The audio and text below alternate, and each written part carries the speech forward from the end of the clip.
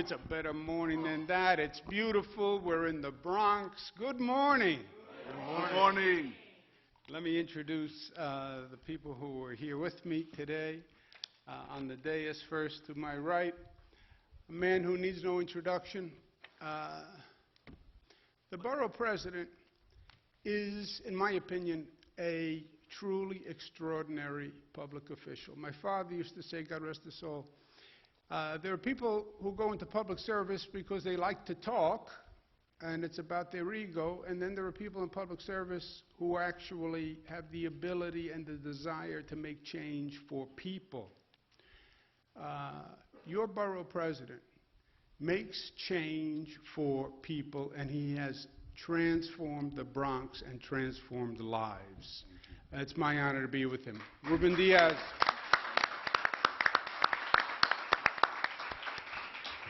We have Assemblyman Benedetto, and we have Senator Jamal Bailey. They're my colleagues. They're my colleagues in Albany, and they just passed a budget that I believe, in my opinion, is going to do more good for this state than any budget in decades. And it was hard what they did. You know, politics today is much more intense and heated than it's been. And when you are in Albany, you have that state legislature, represents the entire state. And we have the full political spectrum in New York State, right? There's politics nationwide, but we have everything in New York. We have the full spectrum. We have the most rabid conservatives you find anywhere, and we have the most rabid socialists you're going to find everywhere, anywhere. So to get something done, 213 people, you know, you have to get agreement. And the conservatives will say, well, you're not conservative enough. I say, yeah, it's because I'm a Democrat. It's what the people elected. And the socialists will say, well, you're not bringing socialism to New York. Yeah, I'm a progressive Democrat. That's what the people elected. But they are loud. They are loud. They didn't learn the lesson my grandmother used to teach me. Just because you yell doesn't mean you're right. So it takes extraordinary leadership to stand up, and to stand up for what you believe, and to fight for what you believe, and to speak up when people are yelling at you and trying to bully you. Senator Bailey, Assemblyman Benedetto, they stand up for what they believe, they fight for what they believe, and they deliver for the Bronx.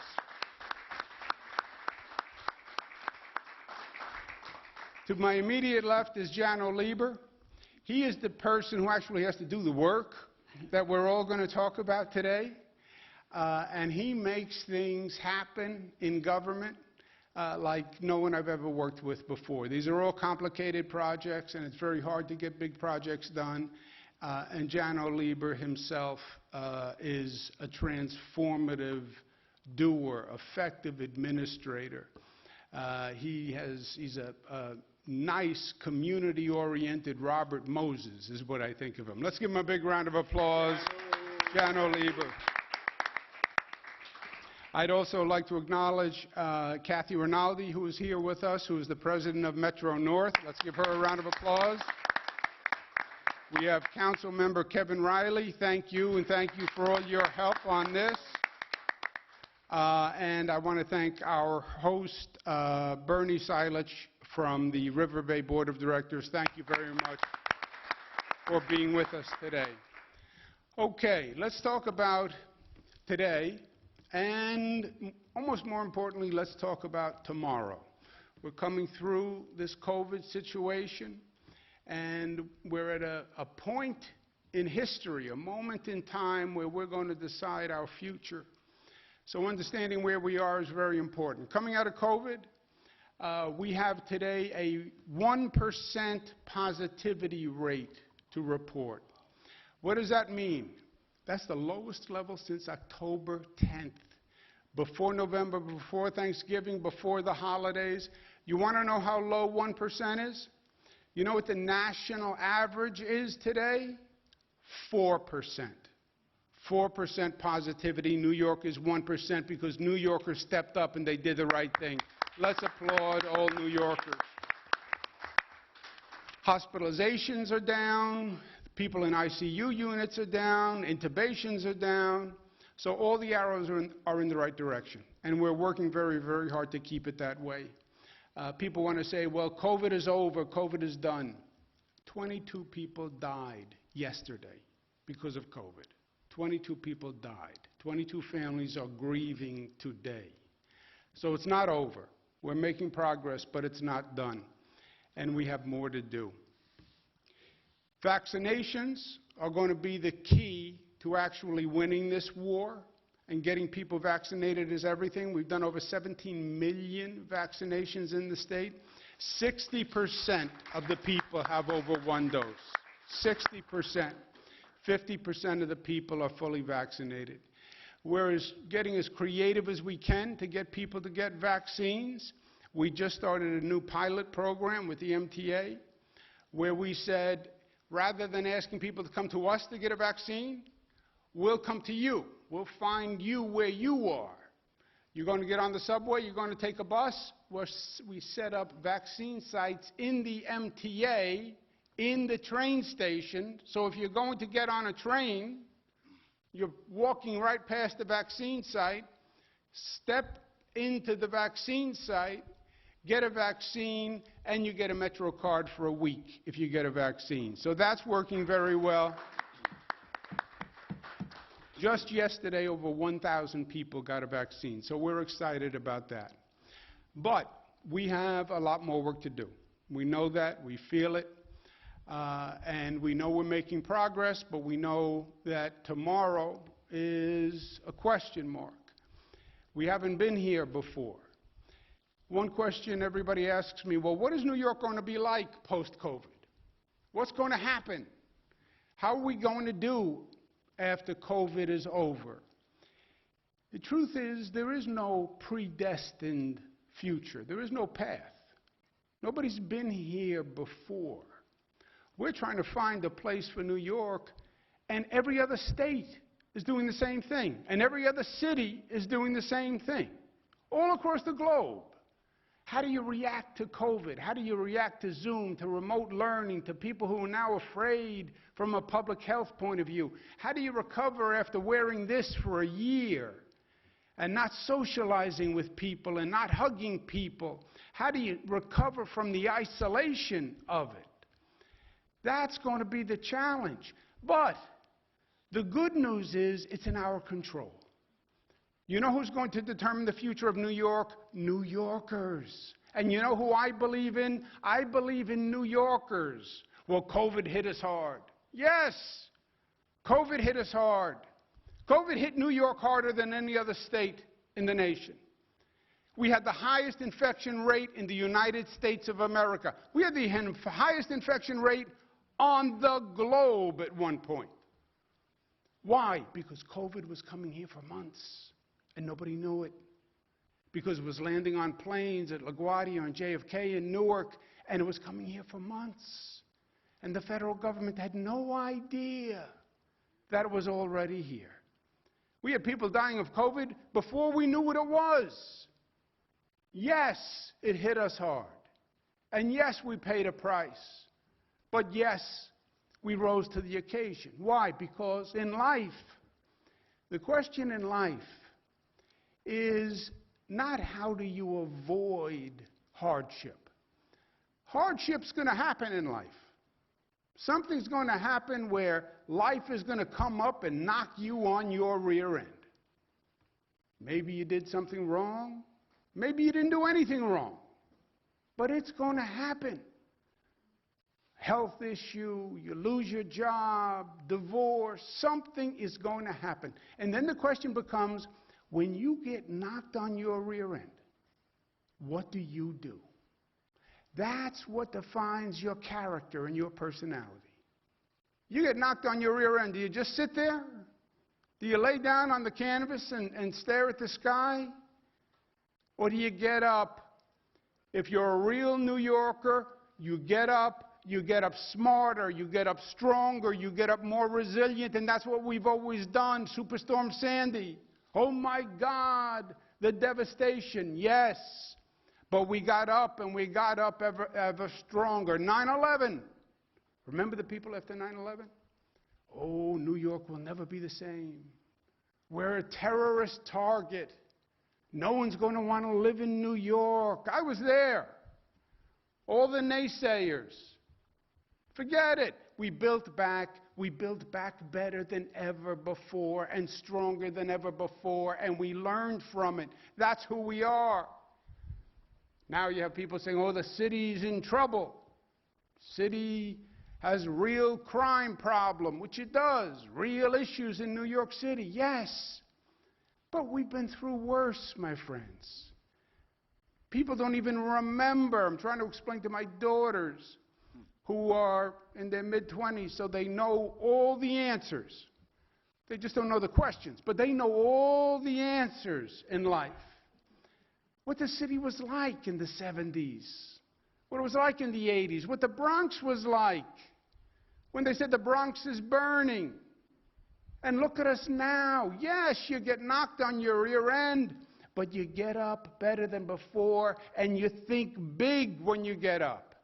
And we have an opportunity here, because everyone is going through this. This is not unique to New York. This year I'm head of the Governors Association. I talk to all the governors in the country every week. Every state is saying, what do we do? How do we rebuild post-COVID? How do we get out of this? Think big, which is what we always did. New Yorkers, oh, you're tough people. Yes. You're ambitious people. Yes. You're daring people. Yes. You're gutsy people. Yes. Otherwise, we wouldn't be here. You can't make it here. You wouldn't have come here unless you were gutsy and daring and you believed in yourself. That is who we are in our essence. Just think how we made this place. Just think of the conversation, late 1800s. There's no fresh water in New York City. Well, you have the Hudson, you have the East River, you have a lot of water. Yeah, but there's no water to drink in New York City. Oh, no problem. Up in the Catskills, they have water. In the Catskills. Where are the Catskills? Up north. Oh, how do we get the water from the Catskills down to New York City? Do I get in the car, drive up the Hutch? Do I take the thruway? What do I take? No, there's no Hutch. There is no thruway. We're going to build a tunnel from the Catskills to New York City, 90 miles long in 1907. Think about the guts. Think about the ambition. We're going to build a massive train system. Massive train system? You're such a small place. Manhattan, the Bronx, Queens, where are you going to put all these massive trains? We're going to put them under the ground. You're going to put them under the ground. How are you going to put them under the ground? Oh, we're going to dig tunnels. We're going to dig 200 miles of tunnels under the ground. 1900. With what? Big tunnel boring machine. We don't have any. All right, we're going to do it with shovels and picks, and we're going to build tunnels. That's who we are. That's what we did. Great Depression ravages the nation. What do? We're going to build the tallest building in the world in the middle of the Great Depression. What are you, crazy? No. We're New York. And we want to show that, yes, this is the Great Depression, but we're going to come back ever stronger. We need affordable housing. We need residential housing. What do? We built 40,000 resident housing called Co-op City, visionary in the nation, 1966. That's who we are. So what do we do post-COVID? We build. We build big. We don't take no for an answer. And we are building with the largest building program in modern history in this state. New LaGuardia Airport, first new airport in this nation in 25 years. In New York, new JFK Airport, new Long Island Railroad tracks. we're going to have the first state that has broadband that is accessible and affordable for every family in this state, because no child is going to be left behind when they go to remote learning because they don't have a computer and they don't have broadband in their home. First state in the nation. The largest green energy program in the nation is going to happen right here in New York.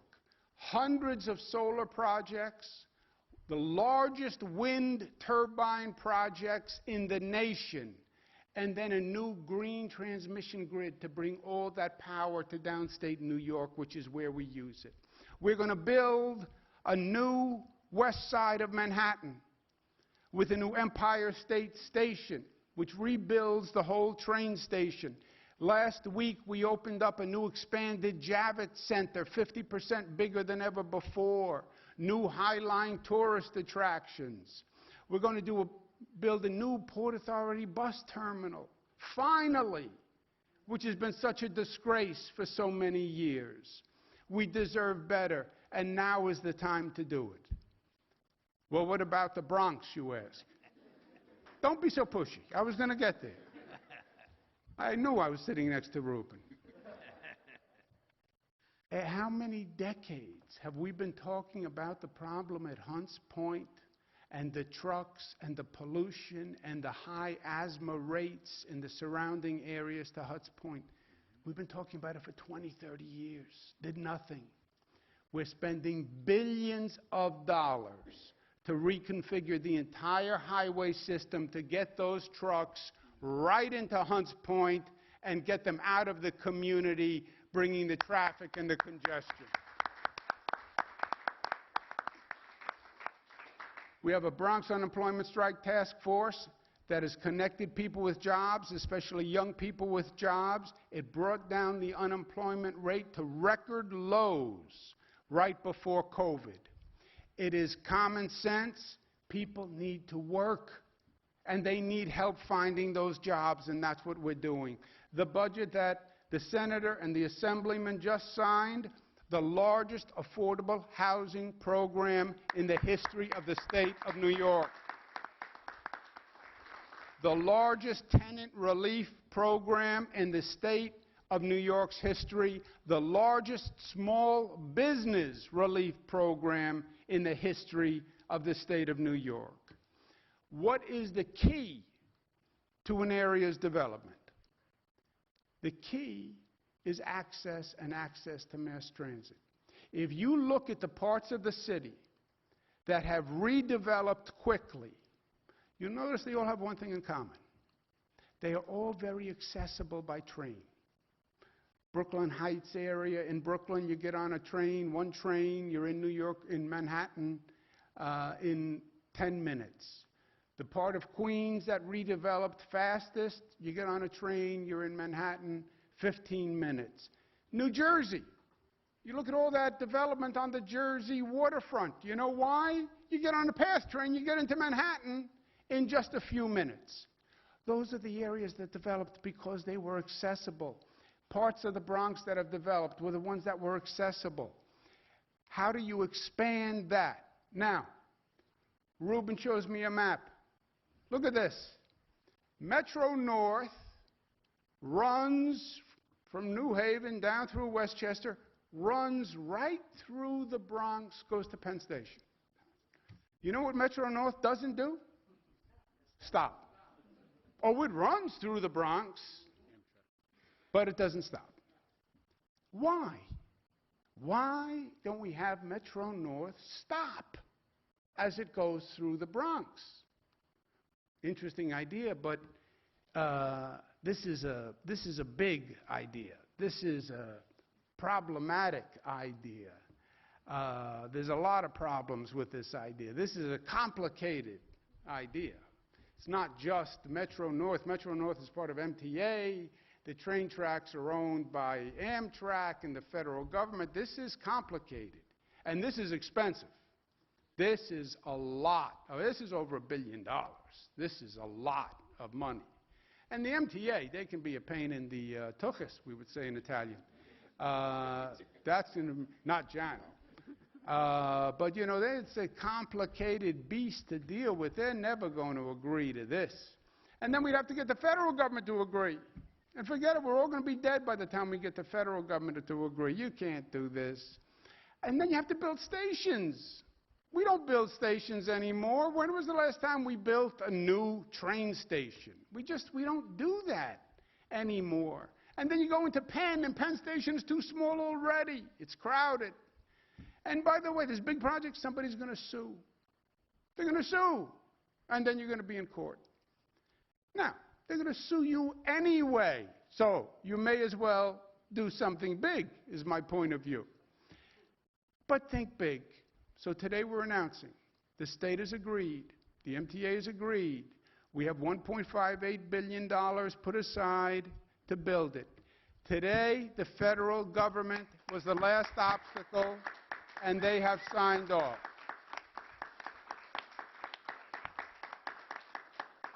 We're going to reissue the RFP for construction, and we're going to do it now.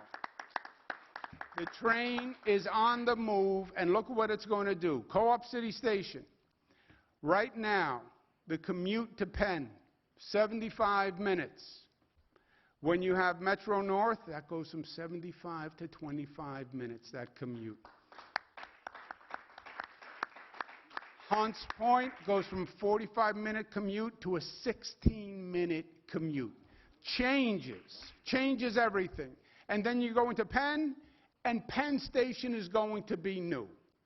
We've already opened the new Moynihan Train Hall, which is beautiful and is a welcome place to go.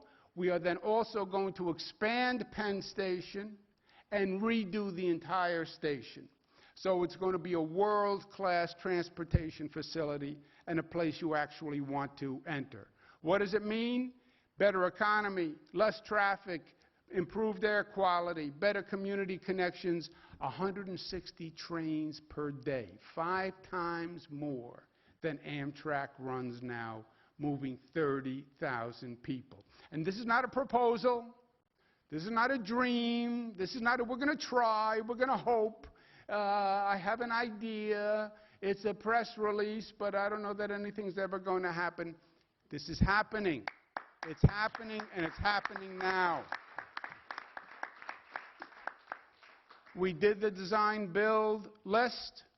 The RFP goes out today. We do an environmental assessment. We're going to award the project next year. It's going to be completed in 4 years, 2025. It's going to happen. It's going to happen in our lifetime, and it's going to be relevant. Remember this day, because it is going to be transformative for these communities. They are going to be transformed. The entire Bronx, the entire region. A.J. Parkinson, we can do anything we believe we can do in life, but you have to believe you can do it. I believe in you. I believe in New Yorkers. I saw what they did after COVID. I saw how they rose to the occasion when times were at their darkest and they were the most frightened.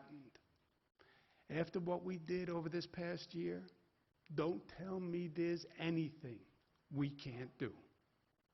If we can dream it, we can do it. And this is not going to be about rebuilding New York. We went through too much to replace what we had. This is going to be about building a New York better than ever before. A New York that we can be proud of, that is cleaner and safer and fairer than any New York before. We can do it, and we are going to do it, and we're going to make it happen together. Thank you very much.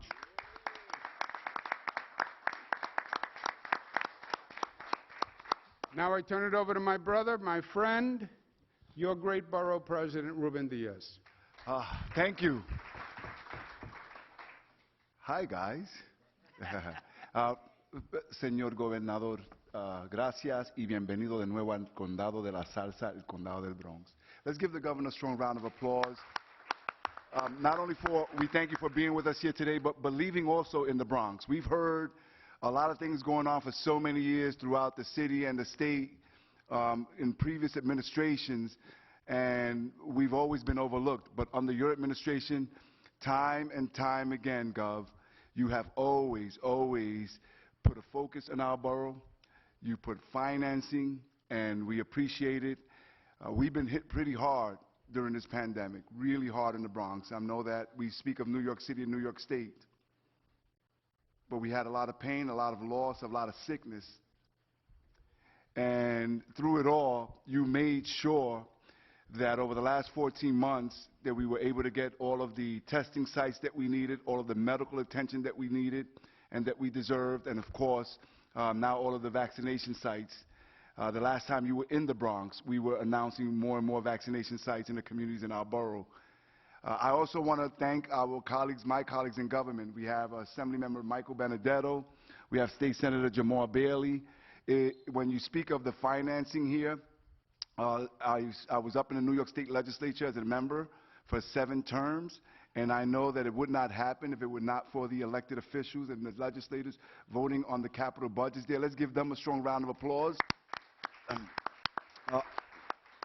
This guy right here, he is young and he's new in the city council, but he is what we deserve as representation, not only here in Co-op City, but all over the Bronx and New York City. Councilmember Kevin Riley, thank you for being with us here. I know I'm the borough president, but I'm not the only president here. We have powerful women who are also presidents. We are joined by Marlene Sington, the president of the Bronx Overall Economic Development Corporation, Governor. We have Lula Zapata, the president of the South Bronx Overall Economic Development Corporation, better known as SOBRO. And of course, the president of the Bronx Chamber of Commerce, Lisa Sorin, is with us here. We are in the middle of Bronx Week. We have not been able to do Bronx Week in the way that we normally do it. We couldn't do it last year because of the pandemic. We had a lot of consternation, but we decided to do it, albeit in a modified way, to celebrate our borough. And so I'm going to take executive privileges here, and I'm going to make this visit by the governor and this announcement by Jano and Catherine from MTA and Metro North as part of Bronx Week. Right, guys? Let's give them a strong round of applause. Look, the reality is that this was not a new idea. When the governor says that, you know, it was pie in the sky, this idea was something that was been kicked around for over 30, 35 years. And when I first got to Borough Hall back in 2009, we found this proposal, and we dusted off, and we started to push it, and some people thought that I was crazy.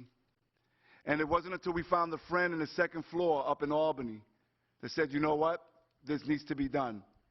And things were moving in the right direction, but it was the pandemic that slowed us down. And yes, we had to get through COVID. I am fully vaccinated. And I'm hoping that everybody gets vaccinated. It's the only way that we're going to get back to normalcy. But aside from dealing with COVID, and the governor and his team has been doing that, we really have to start and restart again so that we can move the economy here, so that we can give people the most important thing, which I believe is something that's not physically tangible, but is bigger than brick and mortar, and that is hope. This announcement on restarting the procurement process on these Metro North stations is something that gives us hope. It's something that will allow, and by the way, if it were not for the community when we first dusted this off, if you live in Co-op City, please raise your hand. Please raise your hand. Let's give them all a strong round of applause as well. I remember, Catherine, when at the time I had to make the case to Metro North, and we had to have a meeting with the community, and I had to convince them that the community wanted this as well. I was expecting just community leaders to come here at Co-op City. It blew my mind and blew Metro North's mind when over 700 people in Co-op City filled the big ballroom here, all unanimously saying that we need to have this as part of moving forward and transforming not only Co-op City, but the entire borough of the Bronx. This will create thousands of jobs, ladies and gentlemen. It will create opportunity for more housing. It will give us a shot in the arm to economic development. But when we speak about hope and when we speak about moving forward, I'll tell you one thing. When the governor highlights the way that we can shave off the transportation time, and we have a lot of essential workers here, they deserve to be able to get to and from work with transportation alternatives in a quicker way.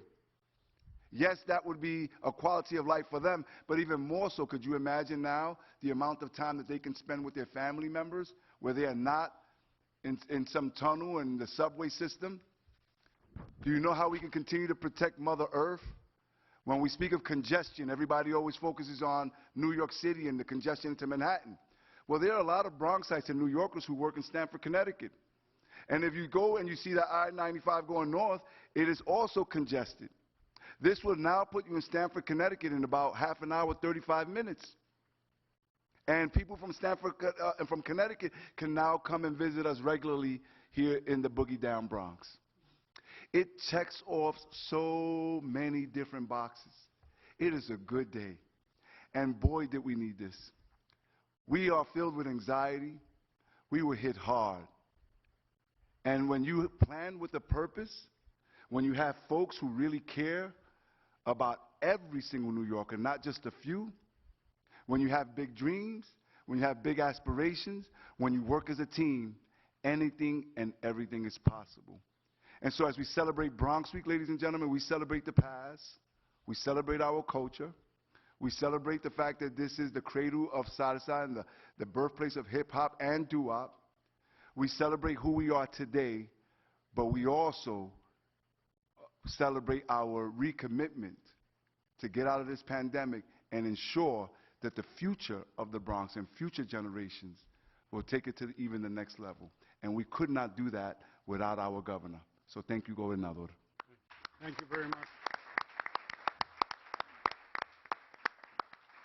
You had the borough president's idea, and he's right. This was an idea that was there for a lot of years. Many ideas are, but they're just too big and too bold to take on. He was willing to take it on. So now you had a plan. We have the capacity with Jano Lieber at the MTA to get it done. You had to get all the approvals, but you needed one essential element. You needed $1.5 billion. And I'll give you 1.5 billion reasons why it's hard to get $1.5 billion, especially in that state budget, especially in this process. So you needed a really powerful, energized, cohesive approach, and that's what you had in Senator Bailey and Assemblyman Benedetto. True. It does not happen but for them, because it does not happen but for the $1.5 billion. And they made that a reality. Senator Bailey. Thank you, Governor. Good afternoon, and go Knicks. Yay! I just want to shout out the amazing residents of Co-op City. Our borough president reached out to them, and he mentioned them, but I wanted to make sure I mentioned them, some of them by name. Leslie Peterson, the president of the NAACP branch in Co-op City. Leslie. Leah Richardson, a board member of River Bay. Leah Richardson. Mr. Robert Hedgepeth, my distant cousin from North Carolina, president of Co-op City. Ms. Linda Werner, another borough president, excuse me. Maybe one day, Linda, a building president in Co-op City, Linda Werner. And the indomitable Michelle Sajou, River Bay Corporation's our Director of Community Relations. We all know that nothing gets done in Co-op without you, Michelle. Governor, thank you for not just coming to the Bronx, but believing in the Bronx and for helping us dream bigger. Once upon a time, before my time, there was a place called Freedom Land. And I would imagine that if one looked at Freedom Land, they would have never been able to believe that Co-op City could be built. So it takes ingenuity. It takes dedication. But as the governor said, it takes belief. And when you believe in yourself, like I tell my daughters, you can achieve anything. But that belief has to be true. And I truly believe that we've had an amazing team in this borough to push this project forward. I'm going to miss being on daises with my borough president. When I was an intern in the legislature in 2004, for our great speaker, Ruben was also an amazing mentor to me. He's been a great steward in this Bronx and a great leader, and without him also this project would not be there. Mr. Borough President, thank you for all your work as well. My colleague in the Assembly, who we share Co-op City with, and we're out there fighting the good fight, our chair of the Education Committee, making sure that in our state budget, as our governor mentioned, that we finally fully funded the CFE, our education chair, the Bronx's own Assemblyman Michael Benedetto. My brother for about 25 years. We've gone to church together, we worship together, and now we get to lead in the same community together. Our great new city council member, Councilman Kevin Riley. And I also want to thank our Congressman Richie Torres and our Westchester County Executive George Latimer, because they've been fighting the good fight on this for so long. You know, again, I talked about Freedom Land, and I talked about what it took for somebody to look at that plot of land to think that 50,000 residents strong can be in one geographical area anywhere, much less in the Bronx. And I think about how that's been realized, and I think about the individuals who work, live, and play in Co-op City and how they've been disenfranchised. You see, I went to middle school here, and if I wanted to get here, I had to take the 31 bus or the 8 bus and come all the way around and take the 28 bus or the 26 bus, but that wasn't that bad, especially when I lived only a 5-minute car ride away. Now, I want you to think about that, and I want you to think about the thousands of essential workers who during COVID, when many of us were working remotely, they couldn't work remotely. They had to continue to go into the hospitals. They had to continue to go into these locations that were essential, and they had to use mass transit. So that means they had to go take a bus to Pelham Bay, to get on a train, to take a train, to transfer to the express train, just to get further downtown. For people that do so much, that's not fair. And quite frankly, it's not equity. This project will bring essential transportation equity to a region that, quite frankly, hasn't had it. You see, sometimes in the North Bronx, we are victims of our own success. People think that because, you know, we have some grass here on the ground and we've got Co-op City that we don't need help, but we do need help. And we did need help. And we got the help.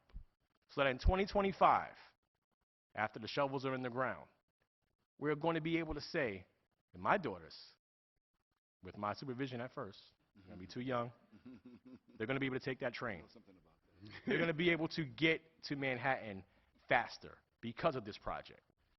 And the next generations of individuals who are growing up in Co-op City are going to be able to have that same access. Co-op City is incredibly unique. The largest cooperative development in the country. The country, not just the city, not just the state, the country.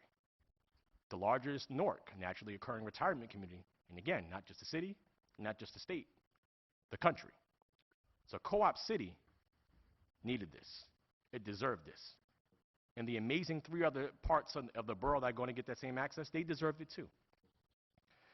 You know, I think about one of my favorite movies, Miracle, about the hockey Olympic team, where they say great moments were born from great opportunity. Shouldn't take a miracle to get to work if you live in Co-op City. That opportunity is going to be given because of the hard work of Jano and the governor and the borough president, Assemblyman Benedetto, and the speaker and our council member, and so many people. I'm glad that we've got a commitment to build better. MWBEs are going to be a part of this program to make sure that our minority and women-owned businesses are going to be able to have a seat at the table when we're building back better. And again, we have to make sure that we preserve affordability in Co-op City as well.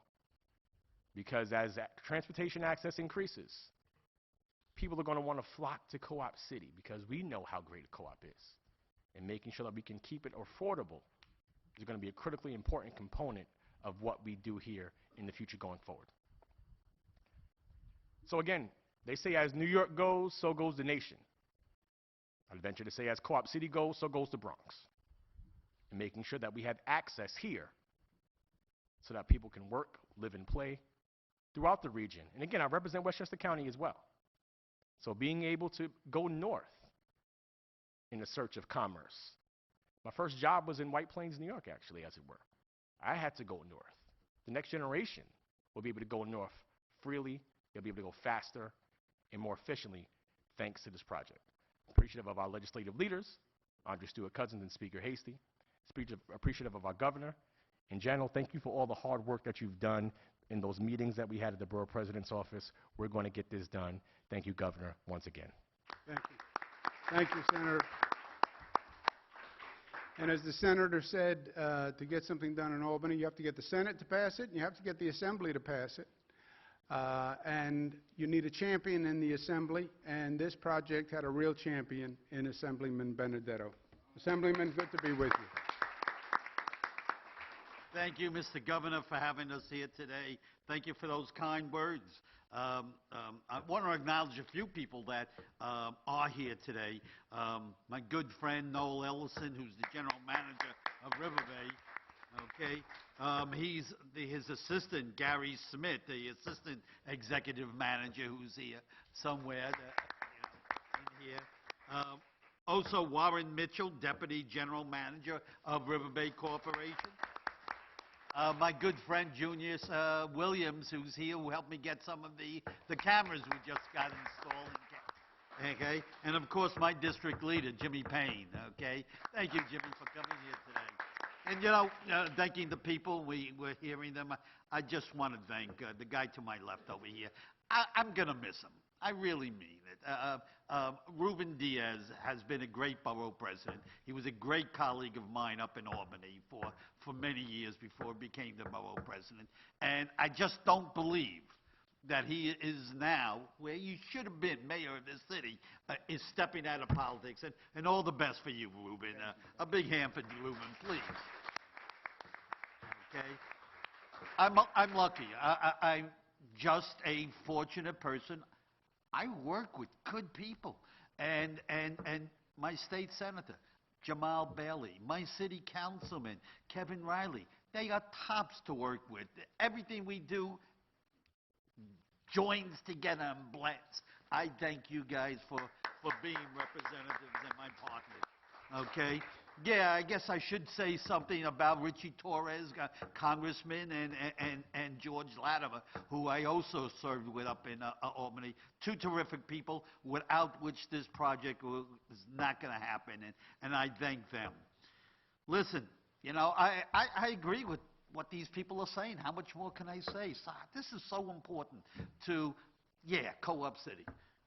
Think bigger. By the way, that's what the governor is all about. He thinks big, okay?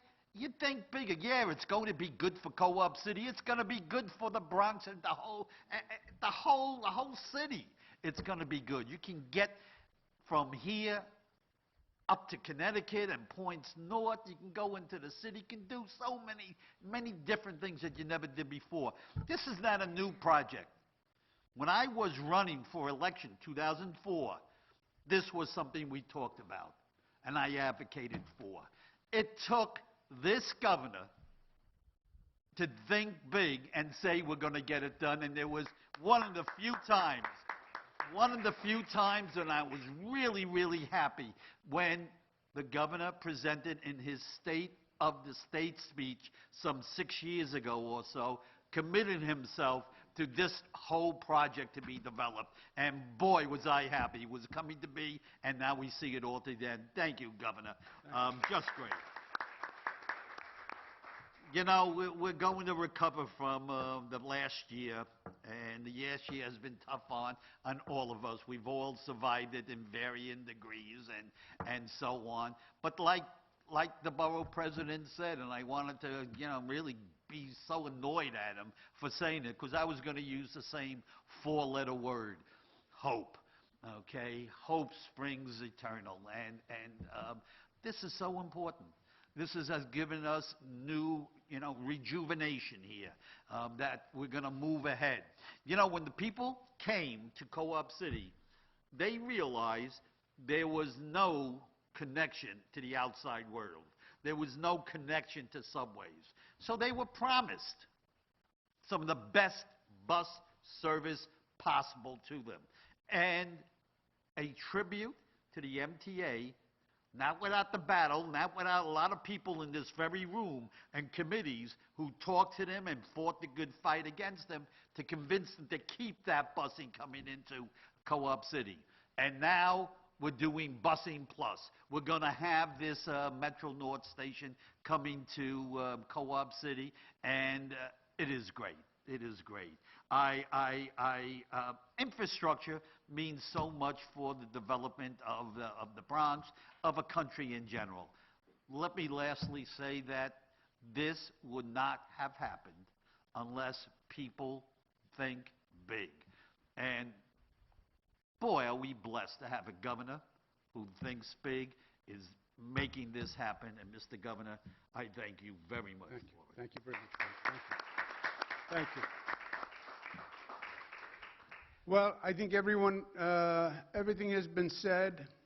Mike said it well. It is about, and Ruben said it well, it is about hope. But this is not just an aspirational hope. This is a concrete hope because it's based on who we are and what we have done in the past.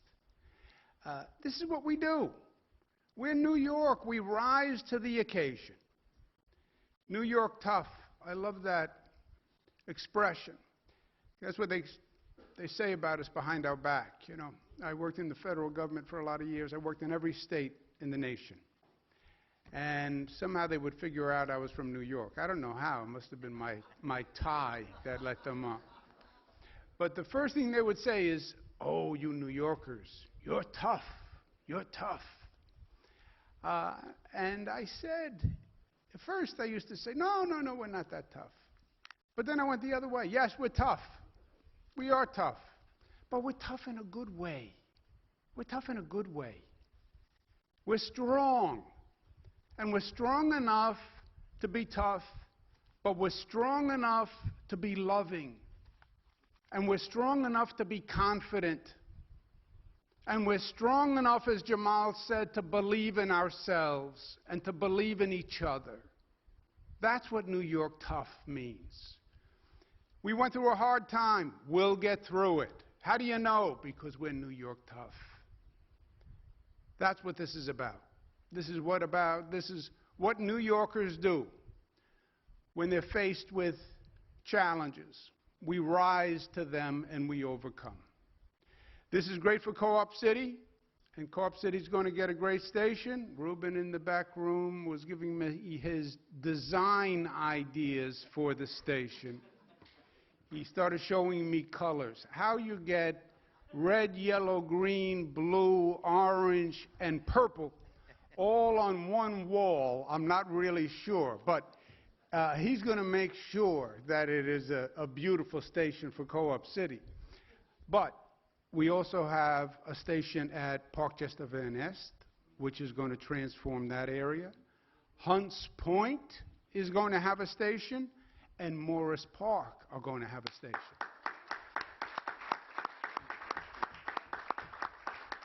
So it is going to revitalize the entire area, north, south, and other points. Thank you to all. It just shows you what you can do when you work together and you forget the differences and you find the commonality and you join arms. And that's what you've seen demonstrated here today. They've been mentioned, but Congressman Torres, he is a fighter, he is an advocate, he has been great. County Executive George Latimer of Westchester.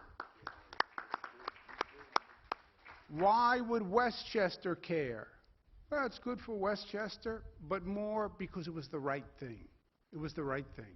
And George Latimer is one of the rare politicians, and I say it behind his back, who does the right thing only because it's the right thing. And that is a beautiful thing. Thank you to all. Thank you and congratulations.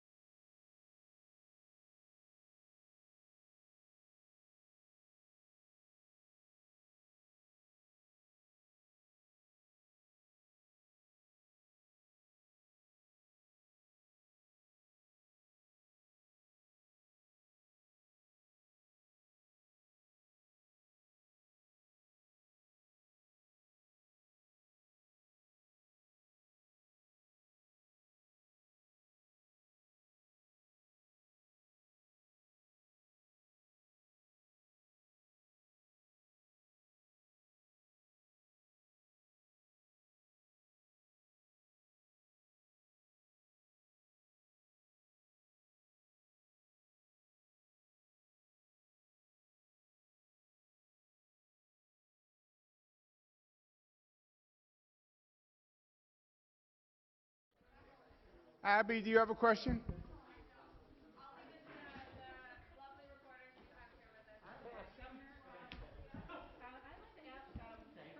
So much for your question. Yeah. I have two questions. First, do you support a state-level carbon tax on companies that use fossil fuel? And secondly, can you say where and when you personally took the sexual harassment that you mandated others to take by your employees? Yeah, I took it in my office in Albany. When? You don't take it, the executives have a PowerPoint that they go through. You don't participate in a class. So you're given a PowerPoint. You take it every year. But I mean this year, when did you take it? Oh, I don't know the date, but I took it this year. A carbon tax, you can't do it that way. A carbon tax, I understand the concept, and concept that makes sense. How does it work? What's the economic impact? You'd have to have all those questions. Go ahead. So you suggested, Kevin Sheehan, you suggested the other day that you didn't have faith in the AG's investigation.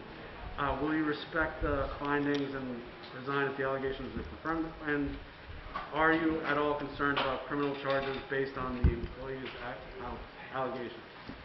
Short answer is no.